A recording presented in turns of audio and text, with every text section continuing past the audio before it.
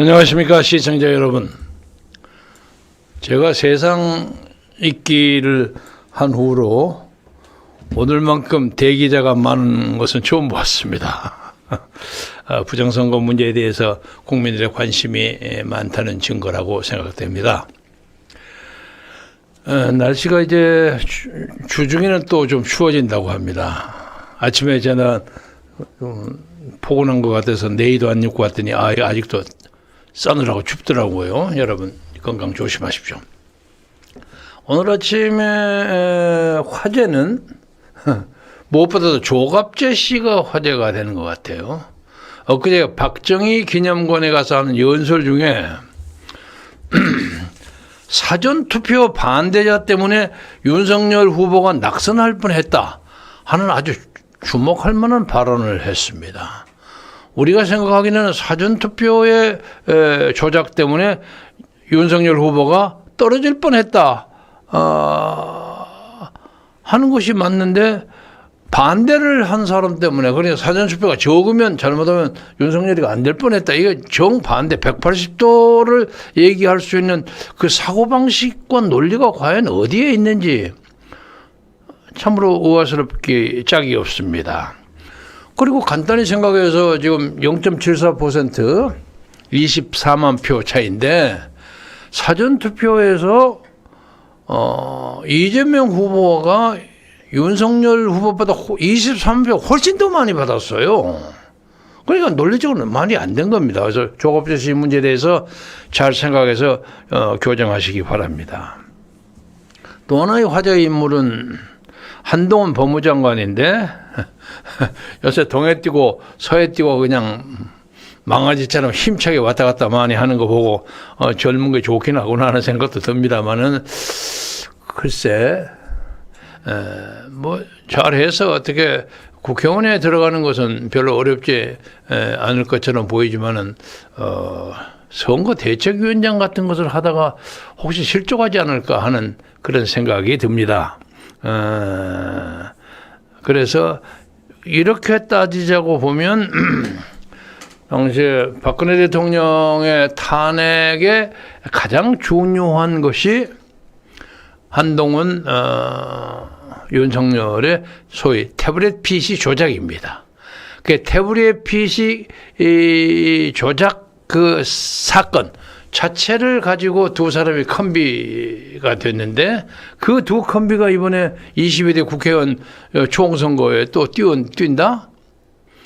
어쩐지 마뜩찮고 마음에 들지 않는다 하는 것이 많은 보수주의 유권자들의 생각이라고 봅니다. 뭐 그 과정에서 뭐 조추송이나 이런 사람들이 뭐 신당을 한다거나 아니면 뭐 전 국민의힘 대표였던 이아무개가 신당 만든다고 눈짓을 하고 있는 것은 별로 큰 변수가 되지 않으리라고 보고, 뭐 오히려 그런 것은 자유주의 보수층에서는 그런 사람들 많이 있을수록 좋다 이런 생각도 가지고 있는 것 같습니다. 그러나 큰 중요한 관심사는 아닙니다. 그러나 한동훈 장관이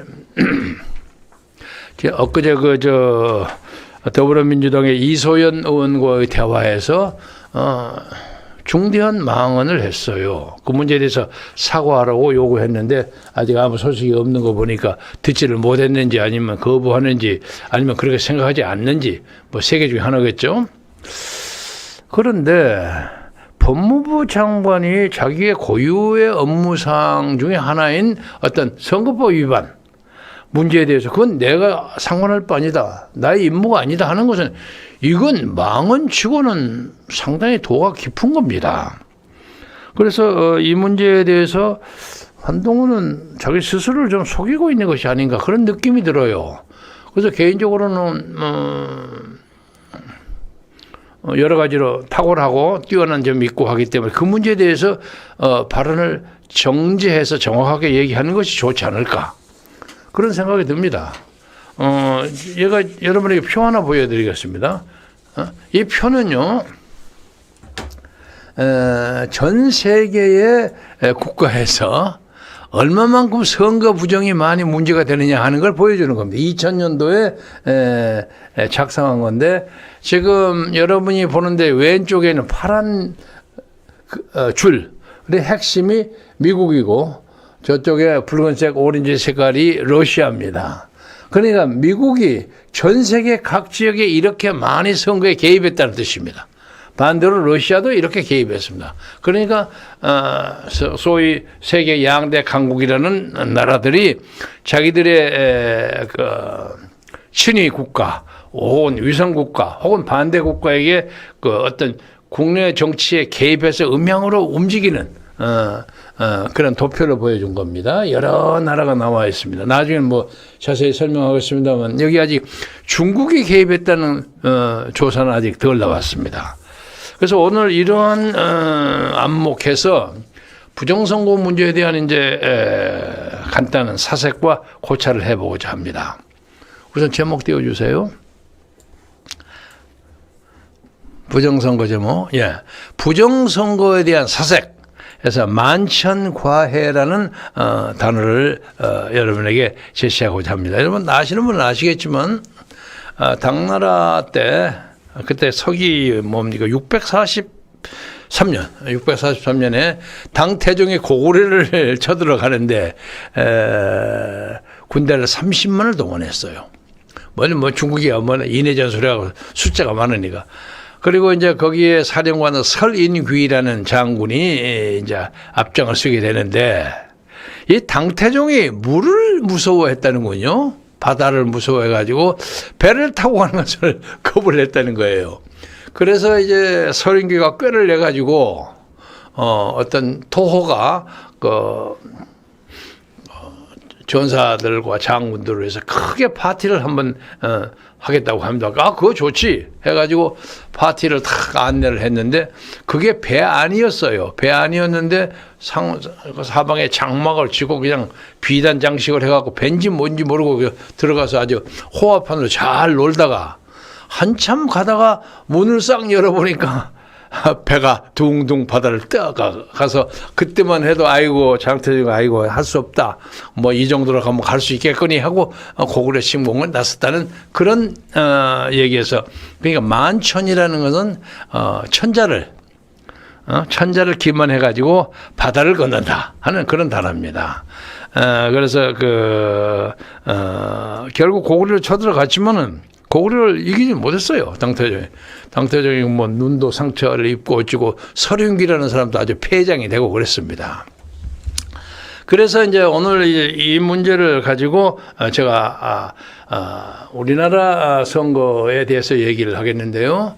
아마 여러 가지의 전 세계 뭐 여러 가지 부정부패 문제를 두고도 아마 대한민국만큼 그 부정부패의 그 밀도와 전략과 꽤 이런 거에서는 아마 세계 우뜸하는 나라가 아닌가 이런 느낌이 듭니다.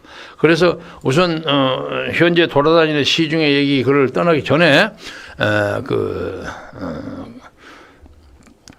우리나라의 중앙선거관리위원회가 어떻게 하는가를 차근차근하게 여러분에게 설명드려요. 전라도 말로 조단조단히 설명드리겠습니다.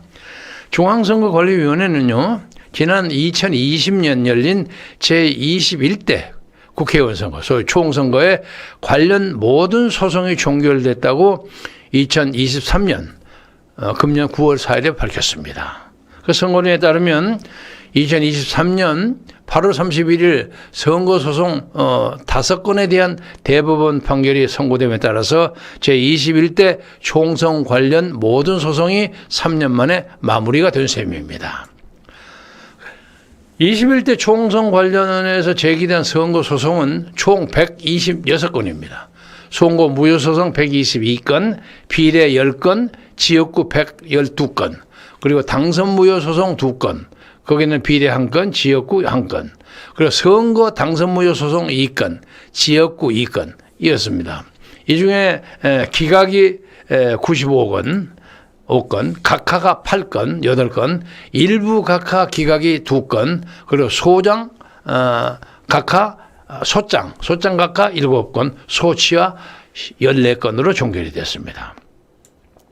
반면에 선관위는 2023년 11월 14일 그러니까 뭐 그제입니다.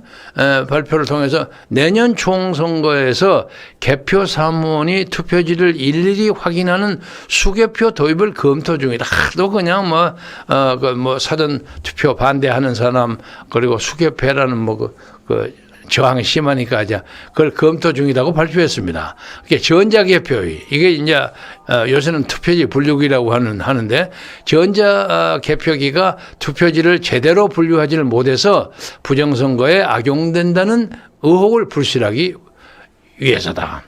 그 도입 시의 개표 결과는 발표는 지금보다 좀 늦어질 것으로 수개표를 하니까 좀 늦어질 것으로 예상된다라고 밝히고. 선관위는 사전투표지에 QR코드 대신에 막대 모양의 바코드를 삽입하는 방안도 검토 중입니다. 원래는 바코드를 사용하도록 되어 있었던 겁니다. 그래서 자기들 마음대로 QR코드를 썼습니다. 국민 여러분이 많이 아시다시피 요새는 QR코드에는 선거명, 선거구명, 그러니까 어느 통영이니 인천이 그 구명, 통영에 무슨 몇 구명, 몇 선거구 이다. 그리고 관할 선관위의 이름, 홍길동이니 맹사성이니 다 들어가는 정보가 다 포함되어 있습니다. 그리고 21대 총선에서 인천 연수을에서 낙선한 민경욱 전 의원은 QR코드에 개인정보가 입력되어 있다면 비밀투표 원칙을 위반한 선거무효라고 주장해서 이에 대한 보완책을 검토된 것으로 보입니다. 이렇게 상호 모순되는 선관위 행보에서 알 수 있듯이 지난 21대 총선은 많은 문제점을 양산했고 국민들은 이승만 정권 때 행해졌던 3.15 부정선거를 소환하여 4.15 부정선거라고 명명을 하며 대법원의 판결을 부정하고 부정선거 주장을 연이어 매일 데모를 하고 있습니다. 근데 이제 우선 부정선거 유형을 한번 살펴보겠습니다. 부정선거 4.15 부정선거 유형을 크게 1. 통계 2. 개표 조작 3. 선관위원회 책임으로 나눌 수 있고 이를 세분하면 통계를 통한 입증에서 첫째 사전투표의 더불어민주당 투표율이 본 투표에 비해서 과도하게 높다. 그러니까 여러분 아시죠? 4.15 총선은 제가 맨 처음 폭로했죠. 63대 36이에요. 63을 더불어민주당이 하고 36이 국민의힘 쪽에 갔는데 본투표를 보니까 본투표에 더불어민주당 후보가 63%를 못 땄어요. 비슷비슷해요, 그거. 그래서 그 63% 사전투표 그것이 나와서 그것 때문에 당락이 바꿔졌다. 이렇게 사람들이 많이 봅니다. 두 번째는 고령층이 많이 투표한 사전투표에 보수 정당이 패배하는 것은 이해가 되지 않는다. 세 번째는 미래한국당, 더불어시민당인데 왜 미래통합당, 더불어민주당이라고 얘기를 했느냐. 이것도 문제가 됩니다. 그리고 네 번째는 관내 사전투표와 관내 사전투표의 득표율이 비슷하다. 이거예요. 어떻게 이렇게 맞출 수가 있느냐. 이거예요. 다섯 번째는 서울, 경기, 인천의 더불어민주당 후보자 득표율이 꼭 같습니다. 아까 제가 말씀드린 것같습니다. 그러니까 이 세 구역이 우리나라의 예를 들면 유권자를 거의 과반수를 차지하는 정도인데 어떻게 사전투표가 63대 36을 딱 맞출 수가 있습니까? 예? 이건 하나님이 10명, 100명 하나님이 와도 못 맞히는 겁니다. 응? 예를 들면 이번에 그 강서구에서도 그 조그만 한 지역에서도 69대 31이 딱 맞았어요. 그 중에 하나 어떻게 계산이 잘못돼가지고 68대 32가 하나 있긴 했습니다만 그것은 뭐냐. 그 적은 얼마 되지 않는 선거구에 사전투표가 그렇게 정확하게 69대 31을 맞히는 것은 여러 투표를 분류하다 보니까 우연히 69대 31이 되는 것이 아니라 아예 선거 투표가 딱 있고 사람들이 딱 그걸 입력을 하는 거예요. 이건 69대 31%는 나누라 해서 나눈 거예요. 그러니까 100표가 들어 있었다면 그중에 69표는 더불어민주당 후보, 31표는 김태우 국민의 딱 나눈 거란 말이에요. 그렇지 않고는 어떻게 그 조그만 투표구에서 김포에서 6개가 똑같을 수가 있습니까? 그것은 논리적으로도 불가능할 뿐만 아니라 확률적으로 계산상으로 도저히 불가능한 겁니다. 하나님이 와서도 그 만들기 어렵습니다. 바로 그 얘기입니다. 그 다음에 서로 다른 선거구의 후보자의 관내 사전투표 득표수가 똑같은 경우가 있습니다. 이것도 희한하단 말이에요. 그리고 특히 뭐 많지는 않습니다만 일부 지역에서 인구수보다 투표자 수가 더 많아서 유령포가 발생했다. 그것은 무슨 얘기냐? 이렇게 2개의 투표함이 있어요. 투표했는데 보이죠? 저쪽에. 요것은 사전투표 원래 찍었던 투표예요. 그런데 나중에 정작 개표를 한 것은 이쪽 걸 개표를 한 거예요. 요것은 100명이 투표한 걸로 되어 있는데 요걸 보니까 103명이야. 그러니까 이게 틀렸다는 얘기 아닙니까? 옛날에 무주지는 장수, 자유당 때 전유상 의원이었던가 당시에 거기에 투표한 사람 수보다 표가 더 많이 나와가지고 사람 웃음거리가 된 적이 있습니다. 그게 저도 어렸을 때 기억합니다. 그것은 다시 말하면 이 투표에다가 뭘 집어넣거나, 아니면 이걸 빼고 이걸 움직이지 않고 다른 걸 그냥 만들어진 걸 갖다 집어넣거나. 그런데 후자가 더 맞죠. 왜냐면 여기가 표가 몇 개가 들어가 있는지 모르는데 어떻게 뭐 몇 개를 채워서 넣겠습니까? 아니면 이 결과와 관계없이 그냥 입력을 할 때 그냥 69대 31로 입력을 했거나. 그 세 개 중에 하나입니다. 그러니까 이것을 어떻게 우리가 믿을 수가 있습니까? 올리세요, 그 다음에. 그리고 이제 개표 조작 사례가 있죠. 개표 조작 사례에서는 첫째, 투표지 분류기를 위한 전산 조작, 또 색깔이 다른 투표지 농란이 일어났고, 또 빳빳하거나 규격과 다른 투표지가 나왔다는 것도 알려졌고, 그리고 실물표를 바꿔쳤다는 주장, 그리고 QR코드는 아까 말씀드렸죠. 바코드를 사용하도록 분명히 선거법에 되어 있는데 왜 말도 안 하고 지들 마음대로 QR코드를 썼냐 이거야. 그러니까 QR코드는 여러분이 아까도 말씀드렸습니다만 이 사람 이 QR코드 그 일련 번호가 있는데 그 일련 번호를 딱 보면 번호가 쫙 나왔으면 이 번호에 이 사람이 어느 투표구에서 누구를 찍었고 이 사람의 이름은 누구고 이 사람의 정치적 성향이 다 나오는 거예요. 다 나오니까 많은 사람들이 어떻게 오해를 하냐면 여기에서 만약에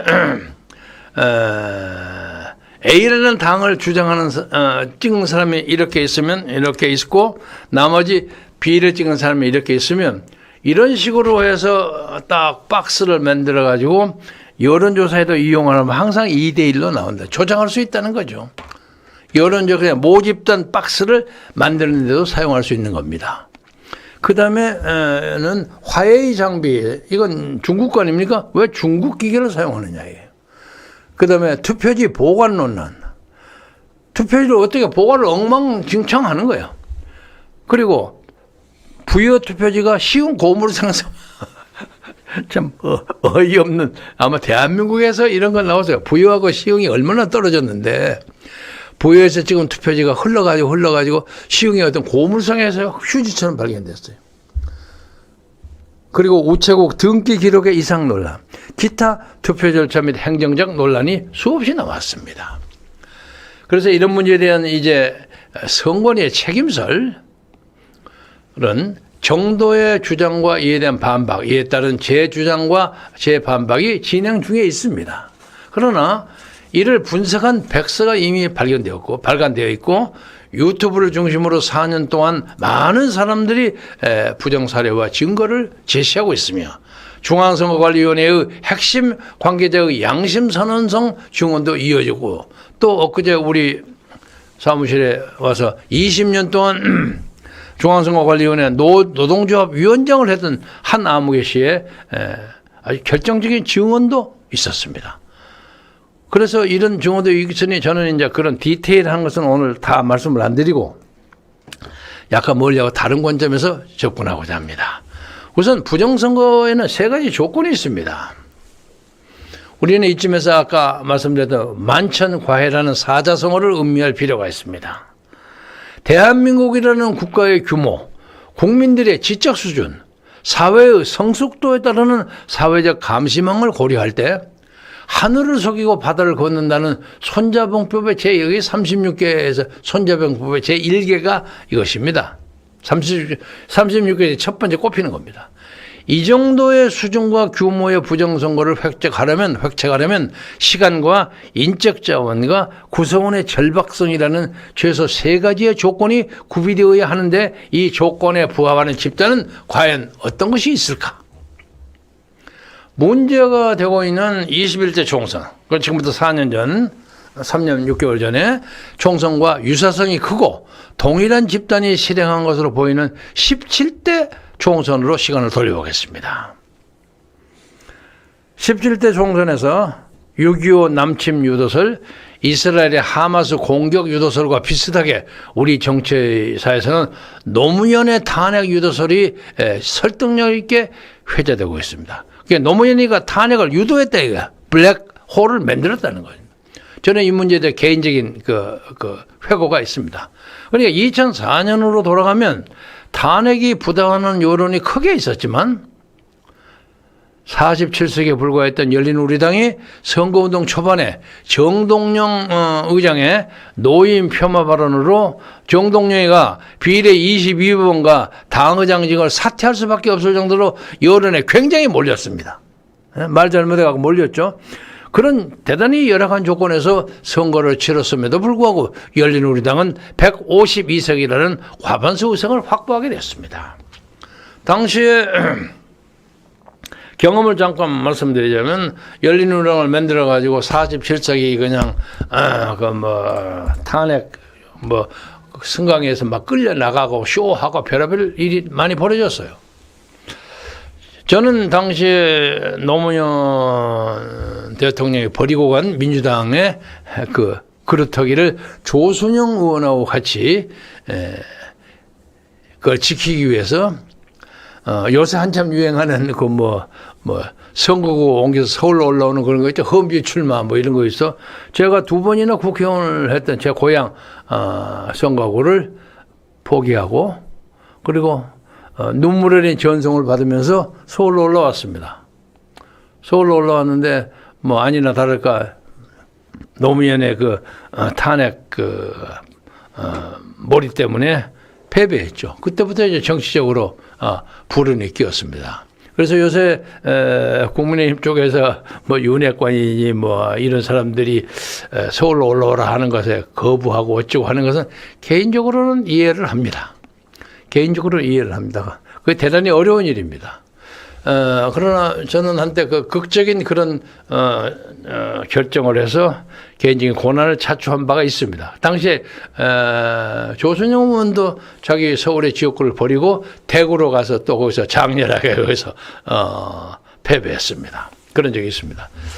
그런데 당시에 이렇게 석연치 않는 승리를 이어가기 위해서 노무현 세력들은 청와대라는 권한을 이용해서 전 국민의 인적 자료와 경제, 범죄 자료는 물론 정치 성향까지 데이터베이스하는 이지원 시스템을 구축하고 대통령 임기가 끝난 동시에 노무현이가 그걸 하드디스크를 들고 봉화로 내려갔어요. 그 다음에 대통령에 들어선 이명박은 가만히 보니까 이지원에 어지간한 걸 다 가져갔거든. 당신 거 반납해라. 반환해라. 그래서 설왕설래가 있었죠. 그래서 노무현과 이명박의 갈등은 흔히 알기 위해서 논두렁 시계 수사에 있지 않고 이 이지원 시스템의 무단 반출로 촉발된 것입니다. 흔히 사람은 고급 시계를 봤는데 던져버리고 어쩌고 그것 때문에 무슨 검찰에서 불려가서 그때 누군가요? 우병우인가요? 검사한테 좀 반말 찌고기로 박대를 당하고 어쩌고 했다 그런 식으로 얘기가 됐습니다만은 사실은 핵심은 그 이지원 시스템이었습니다. 그래서 언론에 크게 보도되지는 않았지만 대통령직 업무 인수가 끝난 청와대의 모든 컴퓨터는 텅 비어 있었어요. 텅 비어 있었어요. 거의 일주일 이상을 청와대가 정상적인 업무를 볼 수 없을 정도로 완전히 백지 상태가 있었어요. 그래서 처음에는 대선 패배 세력의 골탕이나 심술 정도로 치부했던 이명박은 가까운 사람으로부터 청와대 자료 망시 없어진 것이 가지는 심각한 의미를 알고 노무현에게 즉시 반납을 요구했으나 노무현은 회고록 집필을 하는데 자료가 필요하다면 질질 끌었어요. 그리고 자료 반납도 대통령 기록관에 반납하여서 대통령 기록물 관리에 관한 법률을 이용하여 공개하지 못하게 하고 사건은 종결됐지만 아마도 그 하드디스크는 이미 수개의 여러 가지로 장치로 복사되어서 해외 여러 곳에 보관된 상황이 되었다고 추정할 수 있습니다. 그리고 그 하드디스크의 핵심이 오늘날 이재명이가 영도하고 있는 더불어민주당의 핵심 기획층에도 그것을 가지고 있으리라고 생각합니다. 아마도 양정철이는 가지고 있으리라고 생각합니다. 그래서 129개 당선 지역구에서 그때 129개 됐죠. 그때 17대 총선에서 탄돌이라고 불리는 그 행정관급 신인들의 등장이 129개 지역구에서 23명의 비례대표 의원을 당선시킨 사건을 꼼꼼하게 들여다볼 필요가 있습니다. 그 129개 당선 지역구에서 탄돌이라고 불리는 초선 의원은 여성 1명, 남성 84명에 이르고 그중에 70%가 넘는 초선 비율을 가졌는데 이들이 출발한 17대의 열린우리당과 21대의 더불어민주당이 굉장히 많은 유사성을 가지고 있습니다. 그래서 17대와 21대 총선 역시 많은 유사성이 있습니다. 17대부터 과거 지역구 득표율에 따라서 전국구 의석을 배분했던 방식을 변경하여 지역구 투표와 비례대표 투표를 분리한 1인 2표제를 도입했습니다. 그런데 21대에서는 1인 2표제를 유지는 했지만 방식을 교묘하게 바꿔가지고 비례 위성정당이 탄생할 수밖에 없는 구조를 만들어 세간에 거론되는 듣보잡 듣도 보도보다는 뭐라는 그런 말이죠. 세속어인데 듣보잡이라는 정체불명의 의원을 만들어내는 기형적인 정치판을 만들게 된 것입니다. 이러한 구도가 정말 우연일까? 일단 그 아까 말씀드렸던 만천 과외를 가능하게 하는 16년의 기간, 우윤회, 김현미 등 탄돌이 등 다수가 전부 장관급으로 성장한 충실한 인적 자원, 과도한 대북 밀착 등의 행위를 처벌받지 않아야 하는 절박성, 이렇게 앞에서 적시한 조건, 세 박자를 갖춘 집단은 분명하게 존재하고 이 집단의 경로 의존성에 의해서 보다 더 업그레이드된 작전을 실행했을 것이라 하고 추정하는 것은 대단히 합리적인 추측이 아닐까 그렇게 생각합니다. 이를 정확하게 이해하지 못하고 마음만 급한 부정선거 진실 규명 접근은 성공하기 어렵습니다. 그래서 앞으로 이 문제에 대해서 과학적으로 접근해야 하고 여기 다음으로 넘어가기 전에 하나 첨언을 하자면 이 과정에서 노무현 그룹이 가지는 이지원과 선거 다루는 방법을 이명박 그룹도 상당히 많이 알았다. 그래서 지금 보수 진영에서 선거 조작이라든가 선거를 다루는 매니지먼트 하는 데서 가장 세련된 집단이 이명박 그룹입니다. 근데 이명박 그룹, 그래서 이명박 사람들이 지금 윤석열 정부에 많이 들어간 것이나 아닌가. 그래서 부정선거 운운해도 우리가 충분히 대비할 수 있는 거 아니냐 하고 속으로 큰 소리를 치고 있는 것이 아닌가. 그런 추측이 가능하게 합니다. 그래서 이제 부정선거에 있어서 기승전결을 얘기하겠습니다. 올라가고 다시 내려오는 건. 이런데 방식으로 선거에서 가장 기본이 되는 정보를 확보한 후에 이들은 어떠한 도구를 사용해서 여론을 호도하고 저질러진 부정선거에 대중이 승복하는 분위기를 만들어냈을까? 기승전결, 밀밥 등 어떤 전략을 성공적으로 수행하기 위해서는 전제 조건이 있습니다. 그리고 그 후처리가 매우 중요한 것입니다. 이해된 사례로 1987 87년을 대선을 돌아볼 필요가 있습니다. 아시죠? 87년 대선 뭐 양김 나오고 노태우 그리고 삼김 나왔죠. 김영사에. 그래서 민정당의 노태우 후보는 대중을 집결시키는 대도시 집회에서 김영삼, 김대중 후보와 규모를 거의 비슷하거나 10% 정도로 많이 집결시켰습니다. 마지막 집회인 서울 여의도 집회는 재벌 기업에게 여의도 광장을 구획으로 나눈 도면을 주고 인원을 동원시키기까지 했습니다. 무시무시하죠.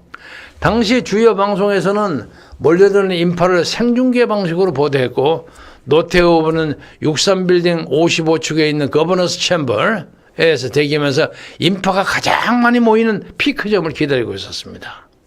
원래 동원된 인원은 출석 체크가 끝나면 흩어지는 속성이 있기 때문에 피크점에 노태우는 급히 2, 3분을 이용하여 단상에 오르고 5분 미만의 연설을 했습니다.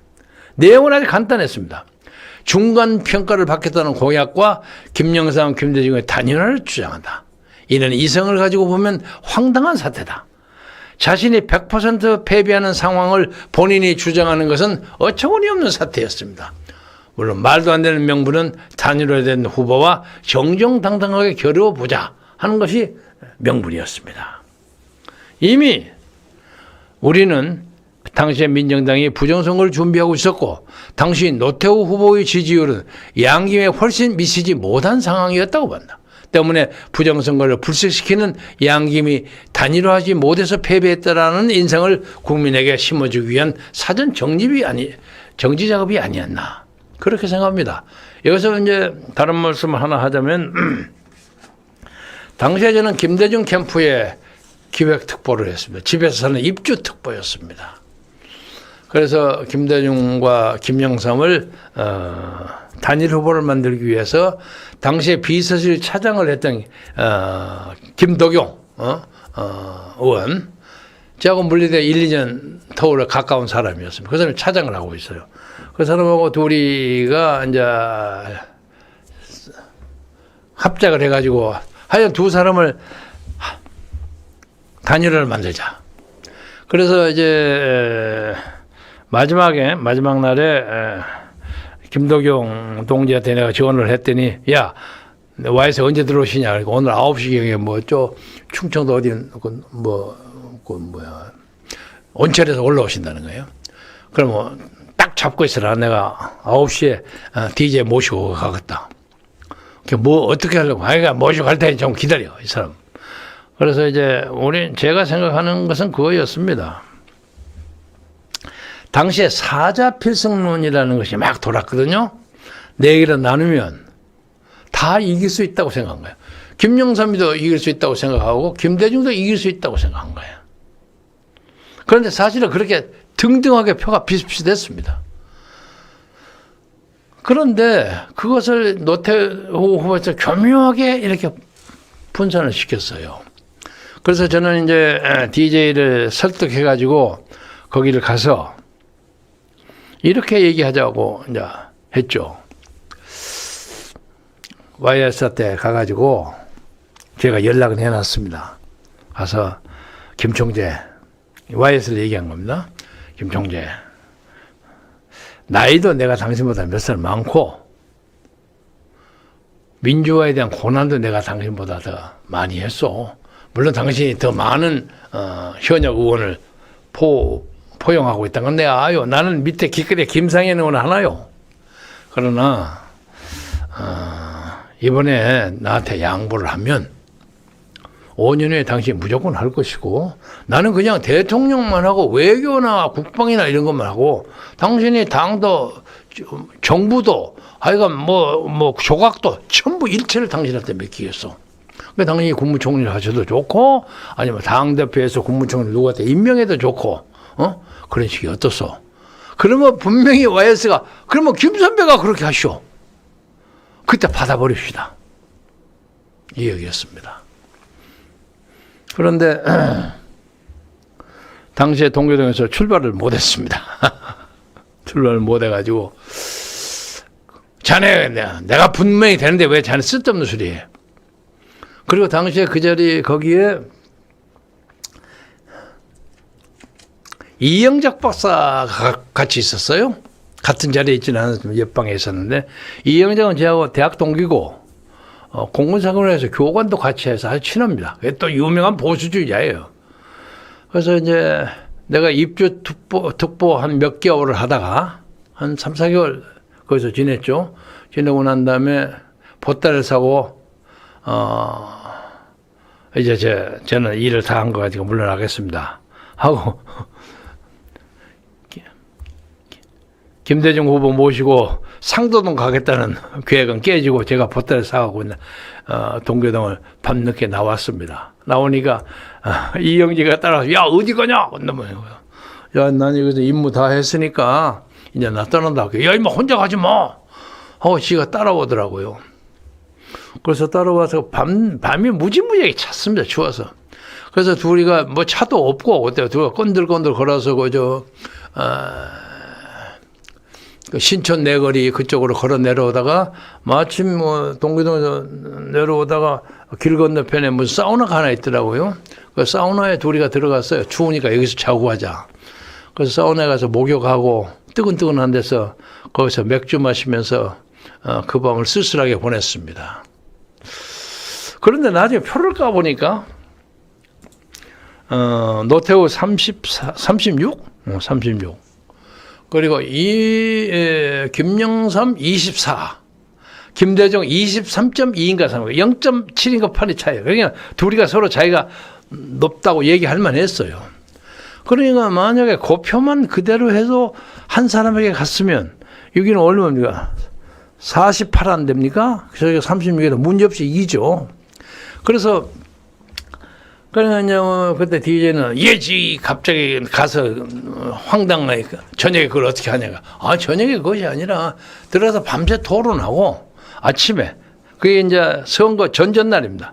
아침에 탁 동교동에 가서 손잡고 기자들한테 우리 단일화했다 하면 죽어도 단일화를 못할 것으로 보이는 두 사람이 단일화하니까 얼마나 사람들이 감동했겠습니까? 그 하루 그러니까 선거 바로 직전 하루는 아마 전 대한민국 아니면 전국 전 세계의 여론이 두 사람은 단일화에 집중했을 겁니다. 그 감동 아니 우는 사람도 많았을 거예요. 그걸 못했어요. 제가 정치인 가장 큰 실패가 거기서부터 시작했습니다. 근데 나중에 또 김대중 선생님 뭐 또 위로하고 미안해하고 어쩌고 뭐 눈물을 글썽거리고 뭐 그런 것도 많이 있었습니다. 그건 오늘 빼겠습니다만 아무튼 그때 그걸 못했습니다. 그런데 그 당시에 민정당 쪽에서 준비한 대로 결국 김대중은 3등을 했고 국민의 따가운 눈초 속에 정계 은퇴까지 몰리는 코너에 몰렸습니다. 그러나 당시에 정의구현 사재단 발 부정선거 여론은 비등했고 이 여론을 업고 평민당의 4개월 후에 치른 총선에서 제1야당이 됐습니다. 그리고 노태우는 자신의 기반에 대한 부정으로 정기환은 전두환은 물론 이순자의 동생인 이심까지 잡아놓고 급기야 전두환의 백담사 유배라는 강경책으로서 부정선거 여론을 잠재우고 3당 합당에 이릅니다. 그러니까 선거를 정책하기 위해서도 뭐 야당하고 뭐 협조를 하든 말든 간에 김대중은 못한 거야. 그래서 김영삼은 노태우하고 관계를 해가지고 합당을 해서 그 다음에 노태우 다음으로 대통령을 하는 그런 것이 이 대규모 부정선거에서 벌어지는 기승전결의 과정이었다고 봅니다. 다음은 이 투표 조작과 여론제 이거 뭐 제가 한도 끝도 어디서 벌써 이렇게 됐나 한 대목만 더 해야 되겠어요. 제가 제 가까운 친구와 소위 김경재 팀들이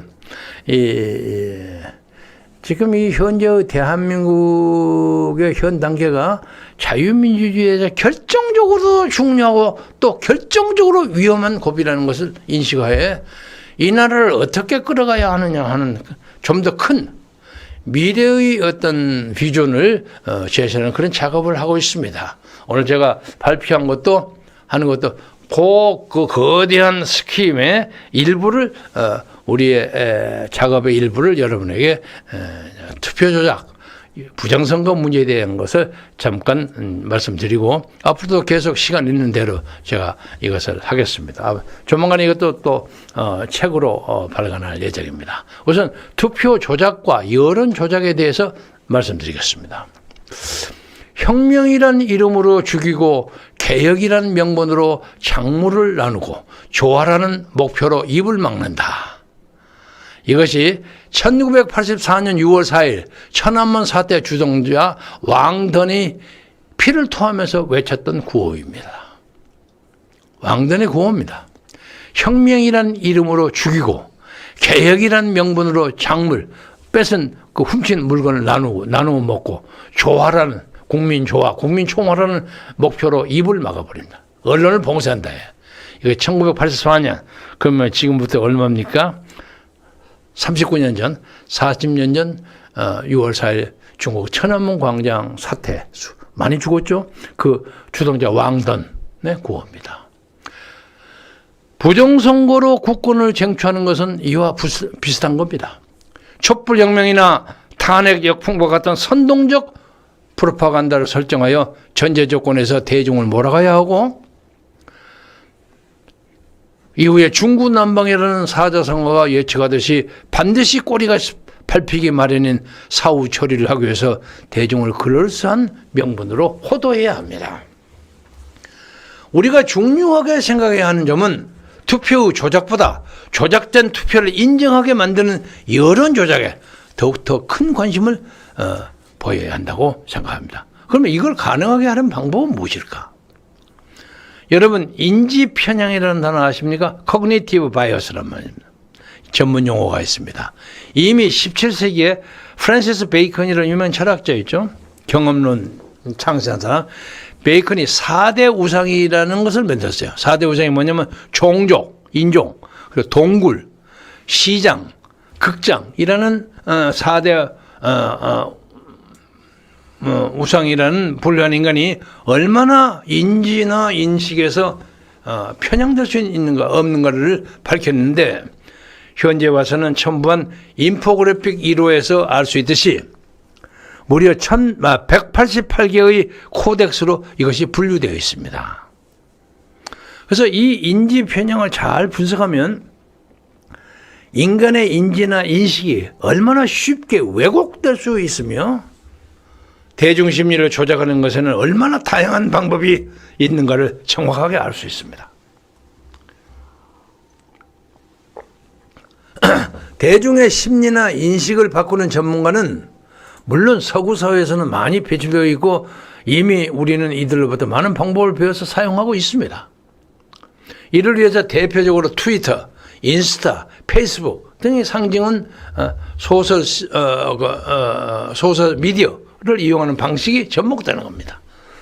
그리고 소셜 미디어 알고리즘은 실패한 실험입니다라는 명제는 흔히 보수와 진보를 나누는 진영 중에 진보 쪽이 항상 우세한 선거 전략을 구사할 수밖에 없는지를 깨우는 단초가 되는 것입니다.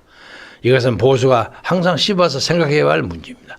국민은 항상 새로 고침, 스쿨롤, 반복, 대중의 관심을 끌고 감정을 자극하도록 설계된 알고리즘으로 최적화된 콘텐츠를 무심코 소비합니다. 이러한 패턴에서 소셜 미디어 알고리즘은 편견과 관심 유발 요인을 이용해서 사용자를 계속 사로잡아서 참여의 진정성을 훼손하게 됩니다. 이러한 관심 추출 엔진은 단기적인 시간 전략이라는 이익을 가져오지만 장기적으로는 현실을 왜곡하고 사회를 파괴합니다. 그러면 해결책은 무엇인가? 알고리즘을 완전히 포기하세요. 이것입니다. 알고리즘은 추론된 편견과 취약점을 기반으로 시청시간, 좋아요, 공유를 극대화하기 위해서 콘텐츠를 개인화시킵니다. 처음에는 별로 해롭지 않을 것 같다 이렇게 무해해 보이지만 이로 인해서 의도하지 않은 위험한 결과가 발생합니다. 피드를 개인화하는 알고리즘이 없으면 소셜미디어 플랫폼은 돈을 벌고 참여를 최적화하는 힘을 잃습니다. 당연히 저들은 이러한 방식으로 시절을 결집하고 유보하는 유권자를 견인하면 확고한 반대자들은 힘을 잃게 됩니다. 드루킹 댓글 조작 아시죠? 킹크랩 프로그램들은 이러한 구조의 일각일 뿐입니다. 드루킹의 킹크랩이 문재인의 대통령을 만드는 데 결정적인 역할을 했다고 저는 생각합니다. 그래서 이런 방식의 사용 지표에 대한 최적화를 표기해야만 온라인에서 진정한 인간관계를 복원할 수 있습니다. 시간이 너무 많이 돼서 오늘은 이만큼 하고요. 다음 주는 알고리즘이 현실을 왜곡하는 방법에 대해서 설명을 드리고자 합니다. 존경하는 시청자 여러분, 국민 여러분, 제가 이런 문제를 좀 전문적으로, 좀 학문적으로 접근하려고 하는 것은 우리가 너무 그냥 들떠 있어요. 핵심을 놓쳐. 그리고 많은 사람들이 이번 선거를 하면 그냥 사회주의화 된다. 와, 이제 그렇게 얘기를 하는데 구체적으로 어떻게 사회주의화가 될 것인가 하는 것에 대한 구체적인 디테일한 순서를 잘 모르고 있습니다. 저는 오늘 아침에 이재명 그 대표가 한 발언을 주목합니다. 자기가 내년의 선거 목표 151석이다. 그것은 제가 얼마 전에 윤석열의 국민의힘에 그 많이 딸 생각하지 말고 150석 근처만 왔다 갔다 하는 것이 좋겠다 하는 발언을 한 적이 있어요. 그걸 흉내를 냈는지 어쩐지 150석이 살짝 넘어도 좋고 150석은 한두 석 부족해도 좋고 그래야만 정권이 건방지지 않게 겸손하게 야당을 설득하고 아니면 무소속 한두 명을 잡기 위해서 노력하고 그럴 거 아닙니까? 그것도 좋아요. 겸손한 자세로 정권 유지에 힘을 써라 하는 식으로 얘기를 했는데 그것을 이재명 씨가 딱 받아가고 151석이라고. 그러나 저는 이재명이가 151석을 하겠다 하는 것은 장난이라고 생각합니다. 하나의 선전입니다. 포퓰리즘입니다. 그는 200개 이상을 확보하고야 말 것입니다. 그런데 만약에 깜짝 놀랄만한 예상이지만은 만약에 그렇게까지 표를 딸 자신이 없다고 생각할 경우에는 아마 내년 초에 들어서 현재 가지고 있는 세력만 가지고 윤석열을 탄핵하려고 덤벼들 수도 있습니다. 그러면 뭐 선거고 속도만 나발이고 개판되는 거죠. 그렇게 할 겁니다. 왜? 지금 그만큼만 국회의원 수를 장악하지 못하면 지금 하겠다고 나올 겁니다. 그것은 윤석열 정부가 알고 있을지 상상하고는 했는지 저는 잘 모르겠습니다만은 해내고야 말 겁니다. 이재명은 그런 사람입니다. 그리고 그렇게 되지 않을 경우에 자기에게 다가서 있는 사법적 리스크가 얼마나 처참하다는 것도 자기는 알고 있어요. 그래서 요새 뭐 이 사람 저 사람이 입만 벌리면 그냥 개구제일성을 탄핵 얘기를 많이 해요. 제가 엊그제 무슨 농담처럼 우리 시대에 아주 탁월한 문장가, 아주 명작가인 김승호 작가가 생명연습이라는 단편소설로 일약 스타덤에 하루아침에 스타덤이 됐습니다. 그 한국일보 신춘문예에 나와 그랬을 거예요. 그런데 그 말을 그대로 따자면 요새 이 이재명 쪽은 끄떡하면 탄핵 연습이야. 말만 벌어졌다면 뭐 민영태니 김용문이니 무슨 김용문 이름 다 그 초선들 처럼에 떼거리들이 와서 끄떡하면 탄핵을 하고 있어. 그런데 그런 말을 했을 경우에도 이재명이가 불러가지고 아니면 공개적으로 그런 얘기 함부로 하지 마시오. 응? 지금 우리가 엄격하게 국민들의 심판을 받아야 해서 정중하게 정책 대결을 해야 할 입장인데 그런 얘기를 하면 국민들이 우리를 어떻게 생각하겠어? 정책 대결을 합시다. 이런 정도 얘기를 하는 것이 당대표의 자세야. 그런데 애들이 얘기 옆에서 자기들 속된 말로 또 얼마 뒤에 뭐라고 하는 거 은근히 즐기는 거야. 소위 개딸들이라는 사람들이 뭐라고 해도 그거 별로 나무라지도 않아. 이재명은 그런 사람이에요. 그래서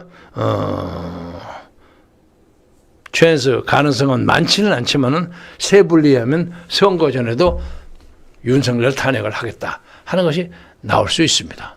그런데 마찬가지 논리를 보자면 요새 한동훈 의원이 무슨 국회의원 나온다고 좀 좀 난리를 치는데 아마 좀 민주당에서는 다 그럴 거예요. 저걸 일단 저놈을 못 나오게 하려면 탄핵을 걸어버리면 못 나와. 이상민 장관처럼 잡힌단 말이야. 장관 탄핵하는 건 그 수 가지고 문제없이 할 수 있어. 그렇잖아요? 근데 저것이 진짜로 나와서 뭘 할 경우에 우리에게 심각한 위험이 된다고 생각한다면 탄핵 카드를 만지작거리고 있을 겁니다. 그런데 내가 알기로는 민주당 내에서도 한동훈이가 나와서 설치면 그것은 민주당에게 도움이 될 거라고 생각하는 사람도 꽤 있는 모양이에요. 그건 앞으로 두고 봐야 알겠지만은 그래서 그것도 국민의힘 쪽에서는 자유민주 세력 쪽에서는 좀 잘 분간하고 계산해야 한다고 봅니다. 오늘 이제 마무리하면서 말씀드리고 싶은 것은 요새 이제 자유민주 세력의 여러 세력들이 선거 부정 문제를 이슈로 건 강경파들, 원칙파들, 그리고 아니면 선거 부정도 적당히 얘기를 하지만 그래도 그냥 윤석열 쪽하고 어떻게 관계를 맺어갖고 윤비어창가를 부리면서 그쪽에서 뭘 해보고 싶어하는 사람들, 이게 반은 나눠져 있습니다. 저는 중간에 있습니다. 오늘 현재는 윤석열 대통령이 다음과 같은 일을 하면 윤석열 대통령에게 협조하겠습니다. 어떤 거냐? 사전선거를 폐지하는 안을 제안하십시오. 그러면 민주당이 그것을 꼭 받을지 꼭 안 받는다고 얘기할 수 없습니다. 안 받을 경우에 왜 안 받느냐를 공격하십시오. 그래서 그걸 선거 이슈로 삼아서 철저하게 사전선거를 규명한다는 의지를 가지고 그 책임 있는 사람을 임명하세요. 사전선거고 나발이고 간에 그거 나하고 관계가 없다고 어디 가서 이상한 말로 돌리는 그런 법무장관을 잘라버려야 돼. 그렇잖아요? 그건 말이 안 돼. 엊그제 한동훈이가 이소영 의원하고 뭐라고 국회에서 예산결산위원회에서 하는 대화 누구도 그 문제 많이 삼았더라고요. 그게 법무장관으로서 말을 그렇게 해야 할 말이 아닙니다. 만약에 그렇게 했으면 대통령이 지적해야지. 장관 말 잘못했다. 근데 그걸 안 해. 안 하니까 한동훈의 발언은 곧 대통령의 복심이니까 대통령의 의중이라고 밖에 볼 수 없기 때문에 우리가 윤석열을 지지할 수 없는 거예요. 그러니까 그런 결과를 가지고 선거를 내년 10월, 4월, 10일까지 간다면 국민의힘이 몇 표를 얻을까 하는 것은 내가 말하기가 무서울 정도로 참담할 수도 있습니다. 응? 아니면 누구 말처럼 그쪽에는 그 이명박 부대들의 그 선거 매니지먼트, 매니플레이터라는 조작하고 막 관리하는 선수들이 많이 있기 때문에 그 사람들이 다 중앙선거관리를 잘 컨트롤 해가지고 오히려 지들에게 유리하게 뭘 꾸밀 수 있을 것이라는 낙관론이 있어요.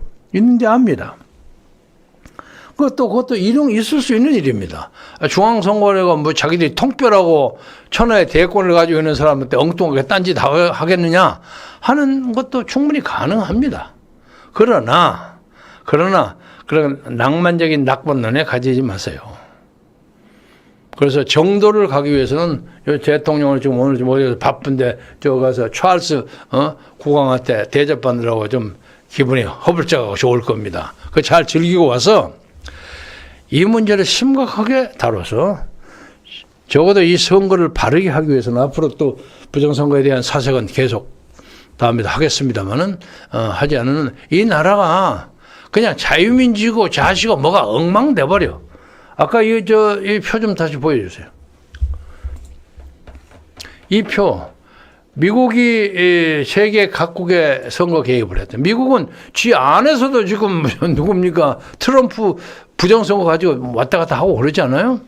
그리고 러시아도 마찬가지로 여기 중국이 빠졌어. 중국하고 북한이 어떻게 하는 게 빠졌어요. 그래 앞으로 그 조사도 끄집어내겠습니다. 그래서 선거 부정이 횡행하는 나라에서는 민주주의고 뭐 좀 정말로 심한 소리 하고 싶죠. 민주주의고 독재고 나발이고 아무 소용이 없는 거야. 예? 그렇지 않아요? 소용이 없어요. 정직하게 진실에 의거해서 나라를 끓여야지 그 나라가 자유주의 국가든 완만한 사회주의 국가든 그 존재 가치가 있는 거야. 레종데트르가 있는 거야. 선거 부정을 해갖고 권력을 창출하고 하는 것은 그것은 망할 수밖에 없는 나라예요. 망해야 하는 나라예요. 그런 세기말적인 위기의식을 가지고 이번에 2024년 선거에 대응해 주기를 바라면서 국민들도 이게 저것들이 뭐 어쩌고 저쩌고 하는 것에 따지고 앉아서 그냥 적당히 넘어가면 안 됩니다. 어느 날 훗날 그 시대에 니는 뭐 했냐 이거예요. 니는 뭐 했냐. 부정선거에 대해서 니는 도대체 뭘 항의해봤냐. 나는 지금부터 60몇 년 전에 청와대 앞에서 총탄이 쏟아질 때 독재 부정선거를 반대하는 데모한 적이 있어요. 그때도 이승만 데모가 반대 데모가 아니에요. 엄격하게 말해서 부정선거에 대한 최인규 일포에 대한 반대예요. 그러니까 그런 정변은 선거 부정에서 비롯됩니다. 이 문제에 대해서 국민의힘 정부가 긴박한 자세로 매일 긴급회의를 하면서도 사태 주의를 보는 그런 올컷 프레싱을 할 수 있는 체제로 지내기를 바라면서 오늘 말씀을 마무리하겠습니다. 시청해 주셔서 대단히 고맙습니다. 또 뵙겠습니다.